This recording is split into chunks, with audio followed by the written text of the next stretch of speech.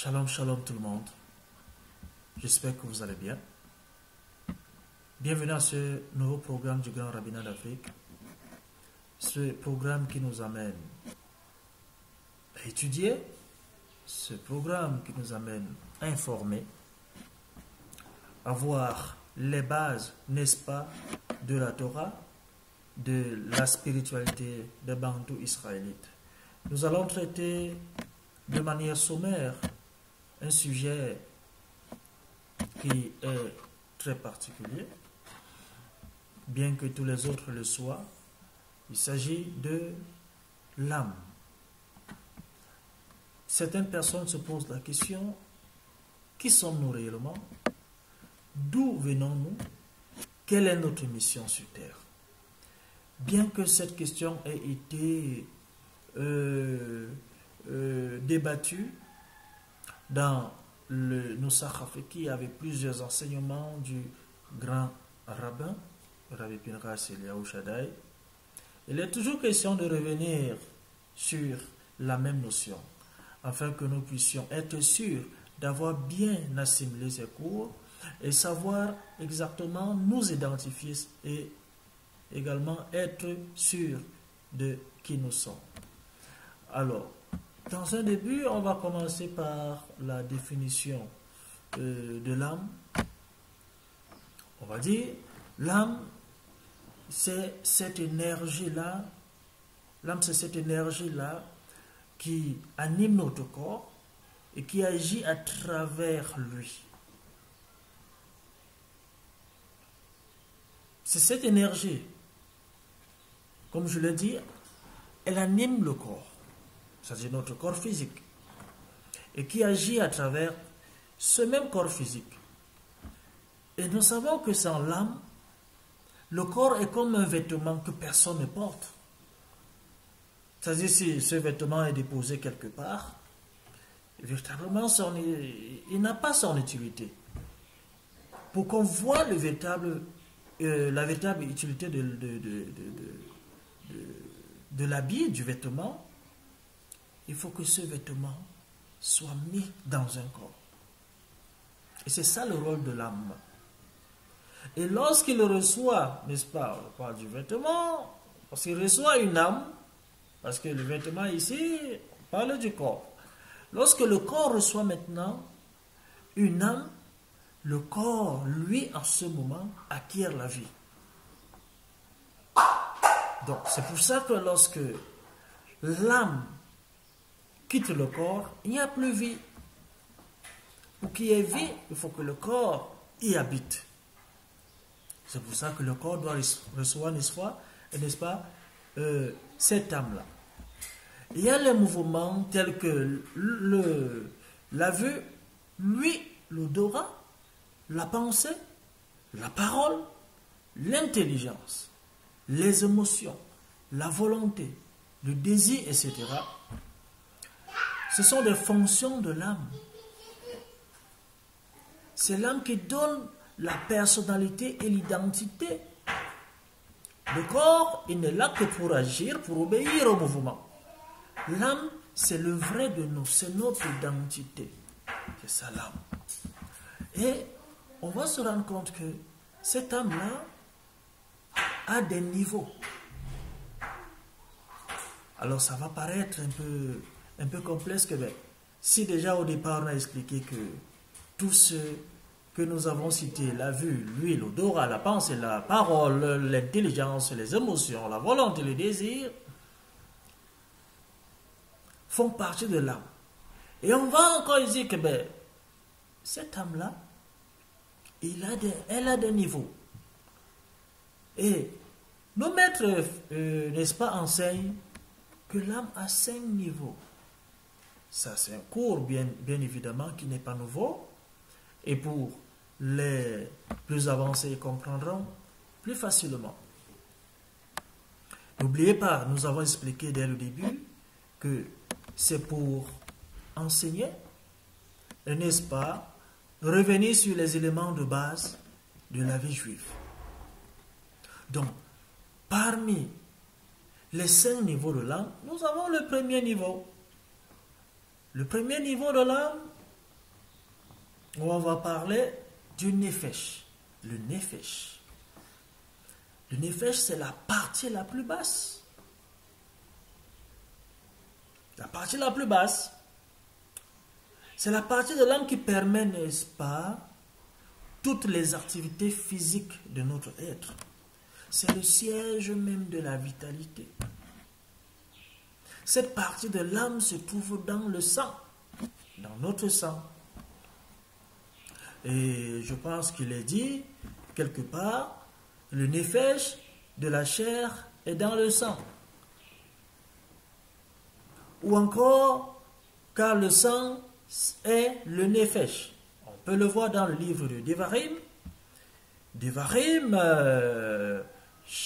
Deutéronome, chapitre 12, verset 23.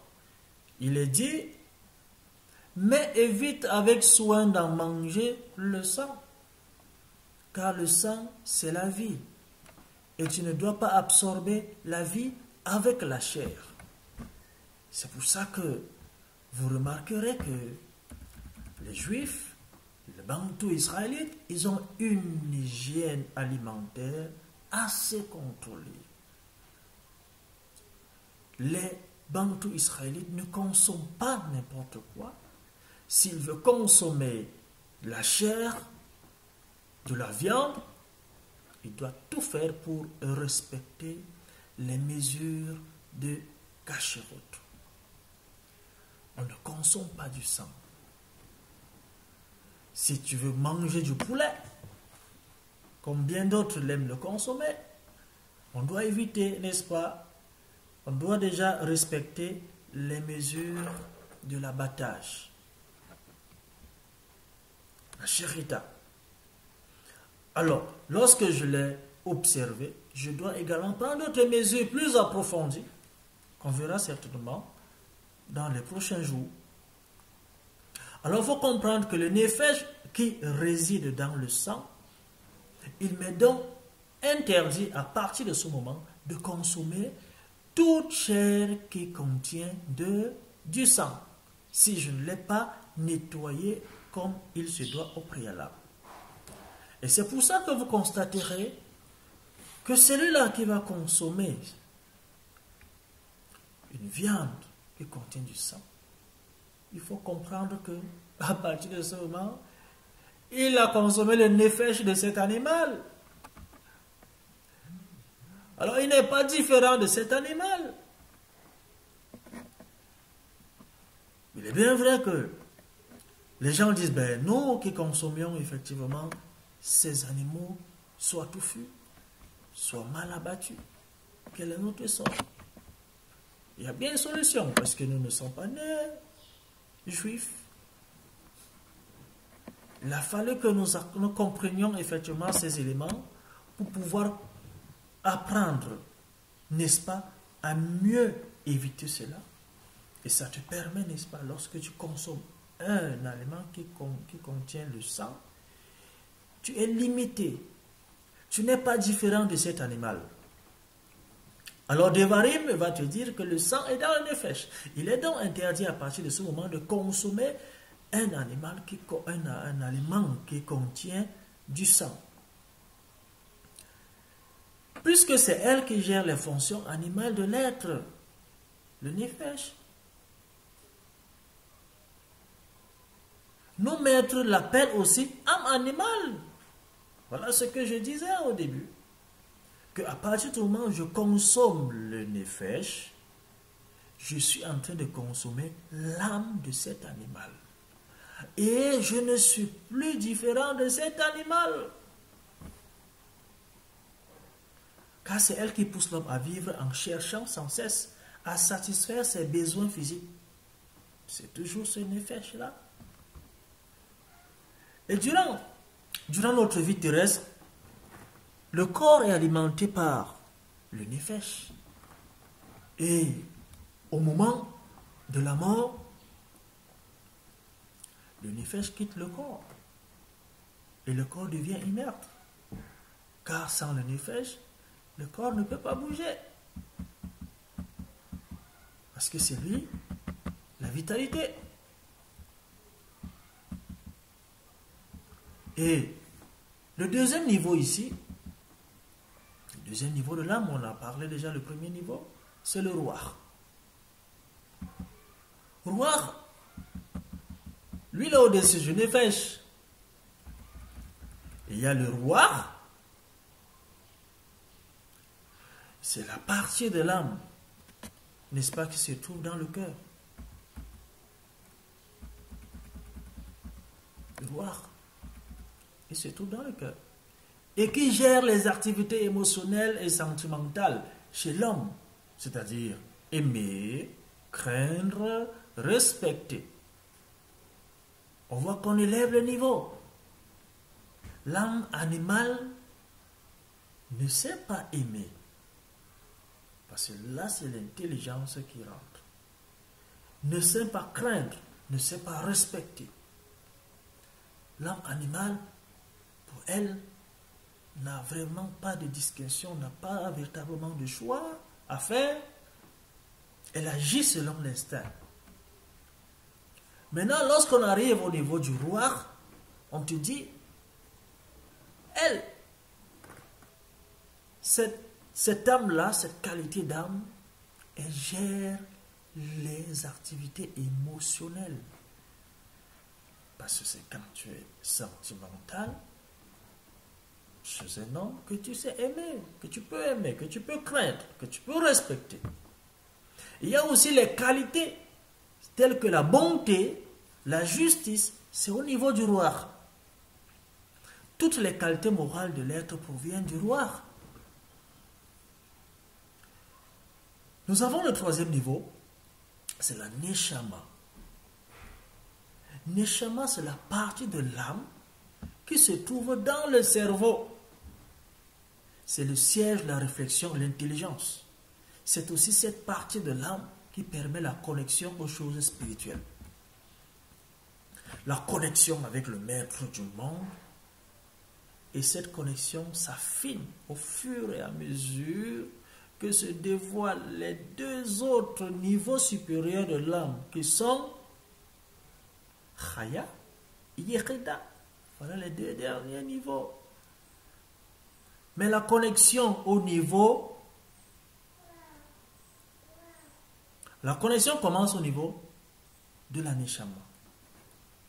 Dès que tu as ce niveau, qui est dans le cerveau, on a vu le premier niveau qui englobe tout le corps parce que le sang circule dans tout le corps.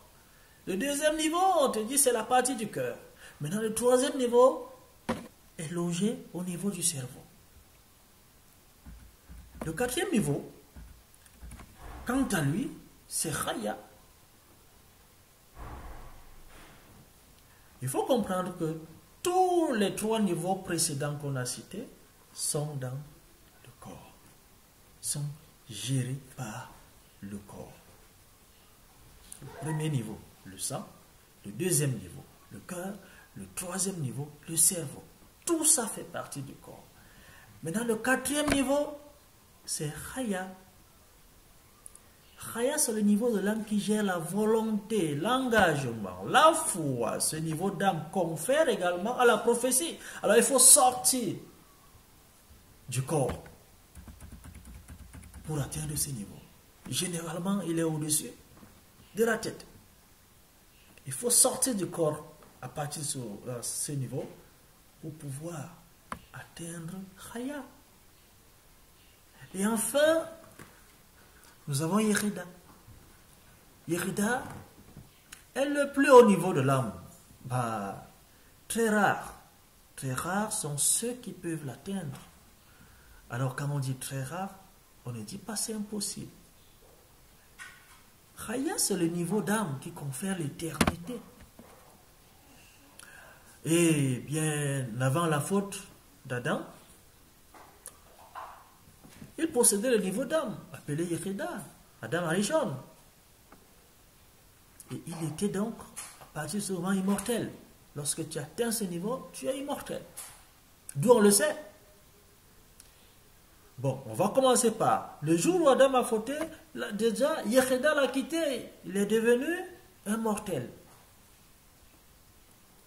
Maintenant, à quel moment on sait que lorsqu'on a Teyechita, on est immortel.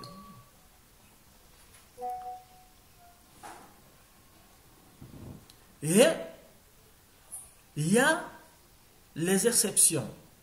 Ceux-là qui n'ont pas connu, n'est-ce pas, la mort. Et depuis la faute d'Adam, hormis il y a quelques exceptions, aucun homme au monde n'est parvenu à ce niveau d'âme. Nous avons Enoch qui fut enlevé de ce monde lorsqu'il parvint à ce niveau d'âme. Souvenez-vous qu'on a expliqué que c'est très rare, mais ce n'est pas impossible. Alors, ce n'est pas n'importe qui atteint ce niveau d'âme. Enoch, lui, il atteint. Il y a le prophète Élie. Eliaou. Il fut transporté de ce monde lorsqu'il atteignit, n'est-ce pas, cet état supérieur.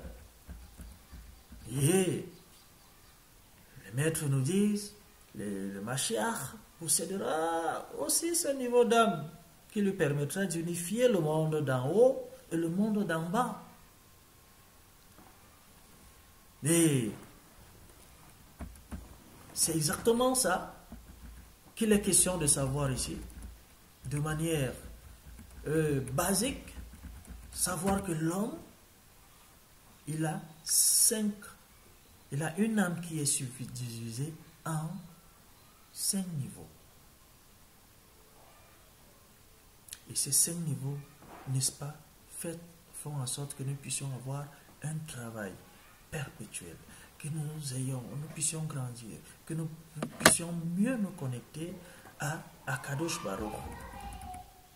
Et nos maîtres, effectivement, expliquent que l'âme se connecte à l'enfant dès sa conception. Nous avons eu un cours similaire avec le grand rabbi. Dès sa conception, l'âme se connecte à l'enfant. Mais à ce moment, elle est encore makif, c'est-à-dire qu'elle environne l'enfant et forme une espèce de boule de protection autour de lui, à l'extérieur de l'enfant. Et ce n'est qu'au fur et à mesure qu'elle va rentrer dans l'enfant, à sa naissance, une certaine partie de son nefesh est déjà en lui. Ah oui, une certaine partie du nefesh est en l'enfant, à la naissance. Le reste de son âme va rentrer en lui au fur et à mesure qu'il va grandir et se construire. Par exemple, plus le nefesh rentre en l'homme, et plus il devient fort et vigoureux. Bon, on dirait que les Africains sont plus vigoureux parce qu'ils ont le nefesh. C'est pas faux. Mais qu'est-ce que tu en fais de ce nefesh? C'est là le problème. L'homme peut faire entrer en lui, grâce à ses propres efforts uniquement, les 3 premiers niveaux d'âme. On dit grâce à ses propres efforts. Les 3 premiers niveaux. Nefesh, Ruach et Neshama. Et parmi ces 3 niveaux, Neshama, le 3e niveau de l'âme, reste toujours pur et ne se souille jamais. Quand un homme se prépare à commettre une faute, cette partie de l'âme le quitte. Si on se souvient, n'est-ce pas, de certaines actions que nous mettons, nous commettons, il nous arrive, n'est-ce pas, de penser négativement. Et quand on pense négativement, la neshama nous quitte. Et effectivement, cette partie de l'âme quitte cet homme et s'éloigne de lui. Et il ne lui reste que les 2 niveaux inférieurs. Et elle ne peut revenir seulement après la faute. C'est pour ça que lorsque quelqu'un commet un maître, il dit, ah, qu'est-ce que j'ai fait? qu'est-ce que j'ai fait? Il est en train de regretter son acte. Parce qu'il a agi selon son instinct, il a agi selon ses pulsions. Et Neshama va le quitter. Neshama va le quitter. Et c'est pour cela qu'un homme, il a souvent l'impression qu'il était inconscient en commettant une faute. Je parle du meurtre, par exemple. Et quand sa conscience lui revient plus tard, après la faute, il se met à regretter et à se demander ce qui lui a pris. Même le fait de se mettre en colère, par exemple, suffit à éloigner de nous la neshama. Les colériques, les gens qui se mettent facilement en colère, il faut comprendre que tu es en train d'éloigner la neshama. Le cerveau ne réagit plus parce que la neshama est logée dans le cerveau.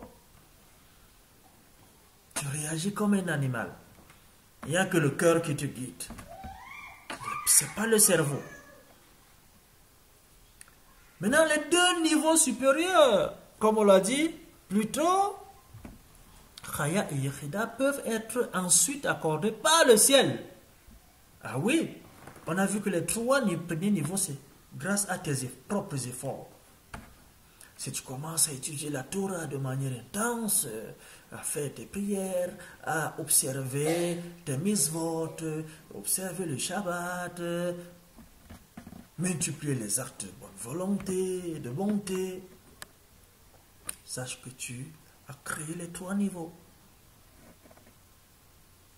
Maintenant, lorsque tu atteins ces trois niveaux, les deux autres peuvent être accordés par le ciel comme un pur don. Ça t'est accordé par un pur don à celui qui a acquis la neshama et la maintient tout le temps en lui en s'éloignant de la faute. Donc la condition, c'est qu'il faut maintenir la neshama en toi. Il faut la maintenir. Tant que tu la maintiens, tu n'as pas de problème. Le ciel t'envoie les deux autres, Chaya et Yechida. Et déjà, il faut comprendre que l'homme arrive au monde avec deux dimensions de l'âme. Les deux dimensions, n'est-ce pas? On les appelle Nefesh Abémi, l'âme vitale ou l'âme animale. On l'a dit également. Et Nefesh A Elohim, âme spirituelle ou âme divine. Et les Mekoubalim, ils appellent le Nefesh le plus bas niveau de l'âme. C'est l'âme animale. Elle est la même en l'homme que chez toutes les autres créatures. Toutes les créatures possèdent l'âme animale, le Nefesh. Les autres niveaux supérieurs de l'âme englobent ce que les mêmes Mekoubalim appellent l'âme divine. C'est en eux que préside le désir de s'améliorer, les aspirations spirituelles, la conscience et la moralité, le phénomène de culpabilité, le besoin de demander pardon et de l'obtenir, etc. L'âme animale penche uniquement vers les plaisirs de ce monde. C'est ça l'âme animale. Mais l'âme divine doit la dompter et la canaliser vers le bien. C'est ça le rôle de l'âme divine. Pour servir ensemble le bien. On voit que les deux doivent évoluer ensemble. Nous allons également parler de l'âme androgyne. C'est quoi l'âme androgyne? On dit les âmes naissent généralement, les âmes naissent androgynes, c'est-à-dire à la forme masculine et féminine. Mais en descendant sur terre, elles se séparent en féminin et en masculin. Et habitent des corps différents. Si au cours d'une incarnation, la moitié masculine se rencontre à sa moitié féminine, un grand attachement naît. car l'union est alors parfaite. À ce moment, l'union est parfaite. Mais si cette rencontre ne se fait pas dans une vie, les âmes reviennent jusqu'à ce que la rencontre ait lieu. Il s'agit de la première circonstance de la transmigration des âmes. C'est dit dans le Zohar. Cela est dit dans le Zohar. Aussi bien pour l'homme que pour la femme. Le fait de ne pas rencontrer sa véritable âme sœur en est une vie. En une vie, autant pour moi, lorsqu'on ne rencontre pas son âme sœur en une vie. C'est le signe d'un accomplissement inachevé des êtres portant chacun un aspect de l'âme à reconstituer. Ça veut dire que indubitablement, inéluctablement, on doit rencontrer son âme sœur pour se reconstituer. Chaque aspect, sera pour conclure, chaque aspect de l'âme est normalement assigné à un corps du même sexe. Mais lorsqu'il arrive qu'une âme se retrouve dans un corps de sexe opposé, le résultat peut être la stérilité ou des tendances homosexuelles. Je me souviens, dans un cours récent, le Rabbi Pinchas, il a évoqué, n'est-ce pas, cet aspect où lorsqu'on constate que chez une femme, elle a des difficultés de procréation, il faut être sûr d'une chose, c'est que cette âme-là, c'est un homme. C'était un homme. Et elle se retrouve dans un corps féminin. Tchadikim Tchadikot, c'est ici que nous allons mettre fin à notre premier programme d'enseignement sur la Torah, la vie spirituelle de manière basique. Et je vous donne rendez-vous très bientôt. Baruch Adonai Leolam. Amen ve Amen.